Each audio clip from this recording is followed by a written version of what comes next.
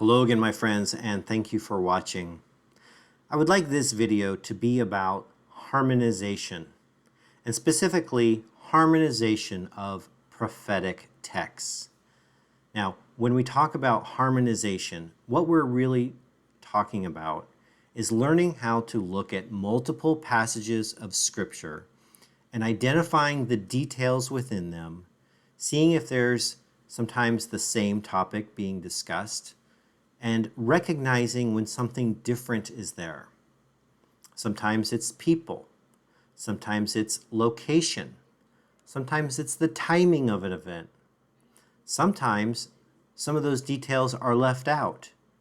And so as we try to understand what is the unfolding plan of God, we have to learn how to harmonize. We have to learn how to see the texts of Scripture in such a way that we do not walk away with any kind of contradiction.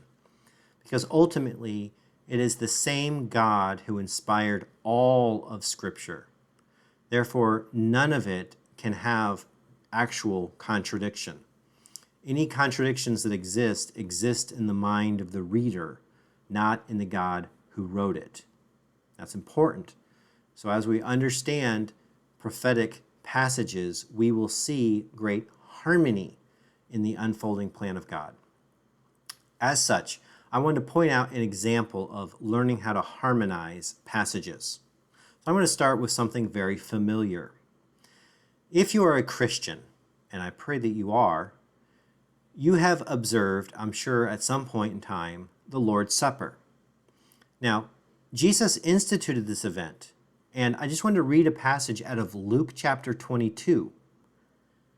Jesus says in Luke 22, verse 20, "In the same way, he also took the cup after supper and said," so these are the words of Jesus, "This cup is the new covenant in my blood, which is poured out for you." He uses the phrase, the new covenant. Now, this idea of the new covenant was later built upon by Paul in 1 Corinthians chapter 11 when he is dealing with some abuses of the Lord's Supper with the Corinthian church. But he refers back to this night when Jesus established the Lord's Supper, the remembrance of what he was going to accomplish.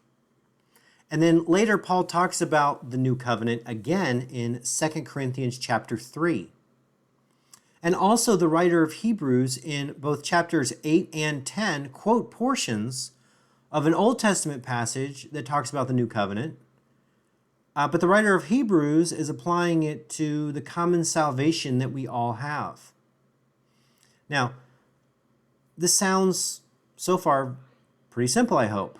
Well, let me read to you the Old Testament passage that Jesus was referring to, that Paul later built on, and that the writer of Hebrews quoted. Jeremiah chapter 31. I'm just going to read verses 31 and 32. "Look, the days are coming when this is the Lord's declaration, when I will make a new covenant with the house of Israel and with the house of Judah.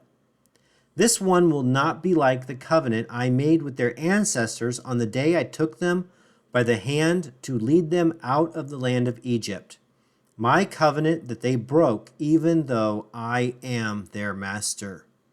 The Lord's declaration. In the prophecy given through Jeremiah, the recipients of the promise are Israel and Judah. It doesn't say anything about the Gentiles. And yet, Jesus, and later Paul, and the writer of Hebrews all extended it beyond the original audience of Israel and Judah. This is an example of what I'm talking about by harmonization. When we look at only the Jeremiah passage, one might even conclude, and some wrongly do, that the new covenant actually excludes the Gentiles. And that when Jesus was referring to a new covenant, he was referring to a different new covenant. No. What was Jesus doing? Jesus was following the same pattern of progressive revelation. God did not reveal to Jeremiah and then to Israel through Jeremiah every detail about the new covenant, but they got enough information to know what was coming in the future. And Jesus, who, although he is God in the flesh, also fulfilled the ministry of a prophet, gave continuing revelation from God that the new covenant would find current realization in the institution of what we call the Lord's Supper. Now, the New Testament authors felt free to expand upon that. It wasn't just Paul, but Paul made explicit reference to it. And so what I'm wanting you to see is, as you compare all of the passages together, you see that the initial promise was to Israel and Judah, and later it would be extended to the Gentiles. Now, if you just look at the doctrine of salvation, you see that that was in the plan of God. Jesus came to his own, but his own did not receive him. And he has extended this salvation to the Gentiles, and in fact brought us in on equal footing with Israelites who also come to faith in Jesus Christ.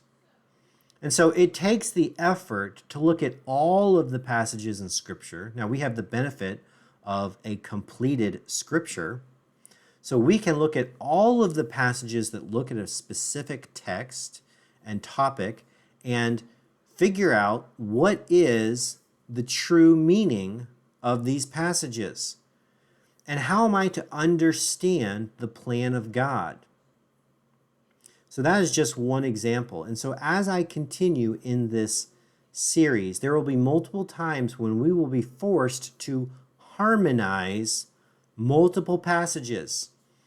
And I'll try to point that out when I can. But that is the real effort of understanding prophetic passages, is not trying to force one passage into another, but looking at all of them and understanding that all of them are revelation from God, and therefore we will not understand fully any of it unless we are willing to open our minds to understand what all of them have to say. We can't just take one passage and say, okay, I definitely know what is going to happen, and then minimize or belittle another passage because it doesn't seem to fit well in the system I wanted to make. So my friends, I encourage you, it is hard work, it is time consuming, but it is worth the effort. It is rewarding to your soul to put in the time, to do the work, and to reap the benefits. Thank you. Until next time.